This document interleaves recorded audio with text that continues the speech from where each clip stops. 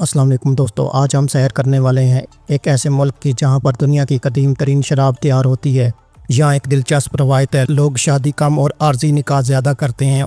और तो और यहाँ शादी से पहले दुल्हन को अगवा करने का बाज़ दही इलाकों में आज भी रिवाज है। इस मुल्क को जंगों की सरजमीन भी कहा जाता है क्योंकि यहाँ यूरोप की तारीख में सबसे ज़्यादा जंगें लड़ी गईं। ये वही सर्बिया है जिसने कोसोवो में बड़े पैमाने पर तबाही फैलाई और आज तक इसे एक आज़ाद रियासत के तौर पर तस्लीम नहीं करता।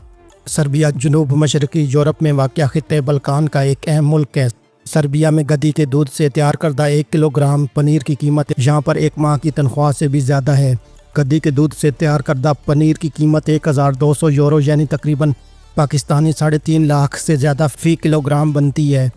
इस मुल्क के बॉर्डर का कुछ हिस्सा मकदूनिया से भी मिलता है। गैर कानूनी तौर पर यूरोप जाने वालों के लिए ये बॉर्डर गेटवे की हैसियत रखता है। इस मुल्क की ऑफिशियल ज़ुबान सर्बियन है। सर्बिया की आबादी तकरीबन 70 लाख अफराद पर मुश्तमिल है, जबकि इस मुल्क का रकबा 77,474 स्क्वायर किलोमीटर पर मुश्तमिल है। सर्बिया की करेंसी सर्बियन दिनार है। एक सर्बियन दिनार पाकिस्तानी 3 रुपये और इंडियन 6 रुपये के बराबर है। इस मुल्क में तकरीबन 20 नस्लों के लोग आबाद हैं। ये दुनिया में रसबेरी की पैदावार में सर फहरिस्त ममालिक में शुमार होता है। 1990 तक ये यूगोस्लाविया का हिस्सा था। बाद में इसने एक आज़ाद मुल्क की हैसियत इख्तियार की। सर्बिया की कैपिटल सिटी बेलग्राद का दुनिया के कदीम तरीन शहरों में शुमार होता है, जहाँ इंसानी तहजीब के आसार 7000 साल पुराने मिले हैं। इस मुल्क में 100 से ज़ायद कदीम किले मौजूद हैं, जिनमें गोलोबाग किला सबसे मशहूर है, जो दरियाई डिनोब के किनारे वाक़या है। इस मुल्क में तालीम आम है और शरह ख्वानगी तकरीबन 98% है। दुनिया के मशहूर साइंसदान निकोला टेस्ला भी सर्बियन निजाद थे। यहाँ के लोग फितरत से गहरा ताल्लुक़ रखते हैं। देहाती इलाकों में आज भी लोग कुदरती ज़िंदगी को तरजीह देते हैं, जैसे ज़राअत, जानवर पालना और लकड़ी के घरों में रहना। ये लोग बहुत ज़्यादा तोहम परस्त हैं। लोक दास्तानों में जिन्नात, भूतों और परियों की कहानियाँ बहुत मशहूर हैं। बाज़ लोग आज भी बुरे असरात से बचने के लिए नीली आँख वाला तावीज़ इस्तेमाल करते हैं। सर्बिया की फ़िल्मी सनत यूरोप में एक मुनफरिद मकाम रखती है। यहाँ की फ़िल्में समाजी मसाइल, जंग और लोक कहानियों पर बनाई जाती हैं। सर्बिया, जिसका बाज़ाब्ता नाम सर्बिया रिपब्लिक है, जनूब मशरकी और वस्ती यूरोप का एक लैंड लॉक्ड मुल्क है। ये खित्ते बल्कान में वाक़या है। इसकी सरहदें हंगरी, रोमानिया, बल्गारिया, मकदूनिया, क्रोएशिया और बोस्निया और मोंटीनेग्रो से मिलती हैं। इस मुल्क की एक मुतनाज़ सरहद कोसोवो के ज़रिए अल्बानिया से भी जुड़ी है।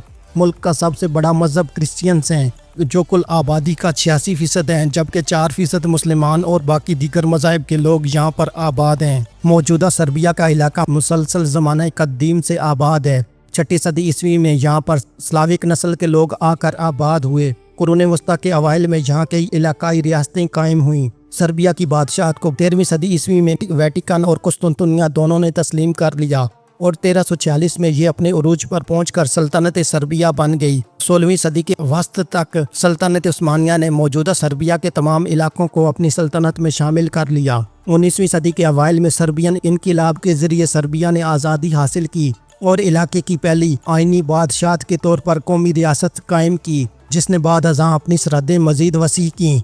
पहली जंग अज़ीम के बाद 1918 में सर्बिया ने हैब्सबर्ग सल्तनत के साबिका कुछ इलाकों से इताद किया और इसी साल दीगर जनूबी स्लाविक अक़वाम के साथ मिलकर यूगोस्लाविया की बुनियाद रखी। यूगोस्लाविया 1990 की दिहाई तक कायम रहा। इसी दौरान सर्बिया ने मोंटीनेग्रो के साथ एक इत्तेहाद कायम किया, जो 2006 में ख़त्म हो गया और सर्बिया ने खुद को एक आज़ाद खुद मुख्तार रियासत के तौर पर दोबारा कायम किया। 2008 में कोसोवो ने इससे अलहदगी इख्तियार कर ली। यह अक़वाम मुत्तहिदा और यूरोपीय कौंसिल का रुकन मुल्क है। तकरीबन 400 साल तक सर्बिया सल्तनत उस्मानिया के ज़ेरे असर रहा, जिसके असरात आज भी यहाँ की ज़ुबान, खानों और फ़न तामीर में नज़र आते हैं। इस मुल्क की नौजवान नस्ल टेक्नोलॉजी की तरफ बहुत माइल है। यहाँ कई इंटरनेशनल IT कंपनियाँ अपनी शाखें कायम कर चुकी हैं, ख़ास तौर पर बेलग्राद में। सर्बिया के देहाती इलाकों में आज भी एक सादा, पुरसकून और धीमी रफ्तार की ज़िंदगी गुजारना पसंद करते हैं।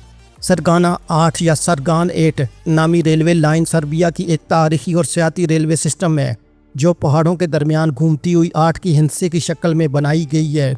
ये दुनिया के उन चंद ममालिक में से एक है जो 2 मुख्तलिफ तहरीरी निज़ाम इस्तेमाल करता है। یہ دونوں نظام سرکاری طور پر یہاں رائج ہیں۔ سربیا میں 180 سے زائد قدرتی گرم پانی کے چشمے موجود ہیں جنہیں مقامی لوگ اچھی صحت کے لیے استعمال کرتے ہیں۔ اگرچہ یہ ملک سمندر سے نہیں ملتا، لیکن یہاں درجنوں جھیلیں اور بڑے دریا موجود ہیں جن میں دریائے ڈینیوب سب سے مشہور ہے۔ سربیا میں مسلمانوں کی ایک اقلیت موجود ہے۔ یہاں کی مساجد اور اسلامی روایات اب بھی قائم ہیں۔ اس ملک کو سیاحتی لحاظ سے یورپ کا چھپا ہوا خزانہ کہا جاتا ہے، کیونکہ یہاں کا رہن سہن انتہائی سادہ اور سستا، لوگ مہمان نواز اور مناظر حسین اور دلکش ہیں۔ سربیا کے جنوبی علاقوں میں ایک ایسے کلچر کے آثار ملے ہیں جو 5000 قبل از مسیح کی تہذیب سمجھی جاتی ہے۔ یہ یورپ کی قدیم ترین تہذیبوں میں سے ایک ہے۔ قرون وسطیٰ میں سربیا مختلف قبیلوں اور نائٹس کی سلطنتوں میں شامل تھا۔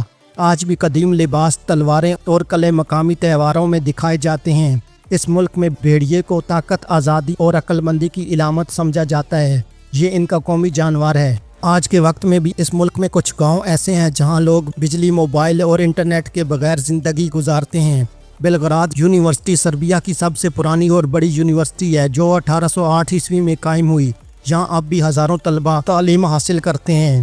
یہاں کے دیہاتی علاقوں میں تہواروں اور شادیوں کے موقع پر آج بھی لوگ روایتی لباس پہنتے ہیں۔ مرد حضرات شاشک، ایک قسم کی ٹوپی، اور خواتین کڑھائی دار فراک پہنتی ہیں۔ سربیا کا علاقہ ہزاروں سال پہلے انسانی آبادی کا مرکز رہا۔ تقریباً 6500 قبل از مسیح میں یہاں مختلف تہذیبیں آباد تھیں جو یورپ کی قدیم ترین تہذیبیں تھیں۔ 9ویں صدی عیسوی میں سربیا میں عیسائیت متعارف ہوئی اور سرلیخ رسم الخط اپنایا گیا۔ 12ویں صدی میں اسٹیفن نیمانیا نے سربیا کو متحد کیا اور نیمانچ خاندان کی بنیاد رکھی، جس نے 200 سال تک کی یہاں حکومت کی۔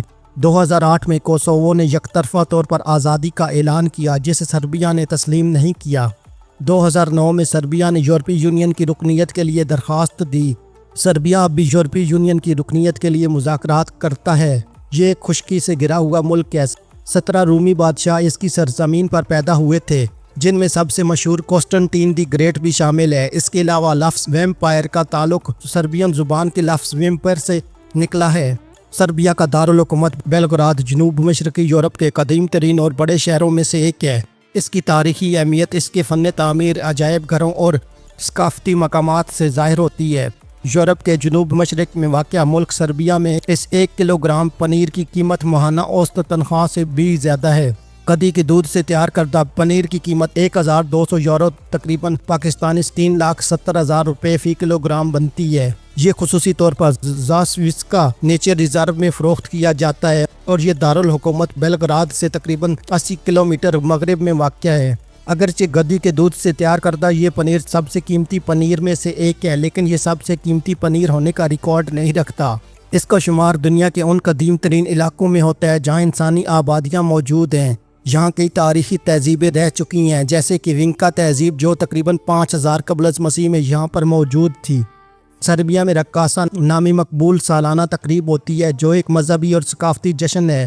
لوگ اپنے گاؤں اور شہروں میں ایک ساتھ ڈانس کرتے ہیں اور ثقافتی روایات کا جشن مناتے ہیں۔ سربیا دنیا میں شراب پیدا کرنے والے قدیم ترین ممالک میں سے ایک ہے۔ مشہور سائنسدان نیکولا ٹیسلا سربیا سے تعلق رکھتے تھے، حالانکہ انہوں نے زیادہ تر زندگی امریکہ میں گزاری۔